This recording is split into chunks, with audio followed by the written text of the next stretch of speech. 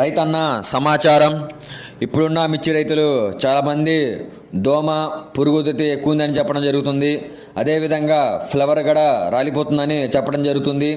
దీని నివారణకు సోలోమాన్ ఫ్లేంబర్ ఈ రెండు కాంబినేషన్గా స్ప్రేయింగ్ చేసుకోవడం వల్ల దోమ పురుగు అదేవిధంగా ఫ్లవరింగ్ అనేది రాలకుండా మొక్క అనేది మంచి గ్రోతింగ్ వచ్చిద్ది.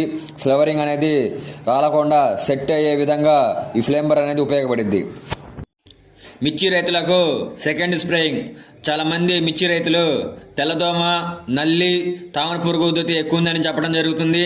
దీని నివారణకు సివెంటో జంప్ ఈ రెండు కాంబినేషన్గా స్ప్రేయింగ్ చేసుకోవడం వల్ల తెల్లదోమ నల్లి తామర పురుగును నివారించవచ్చు.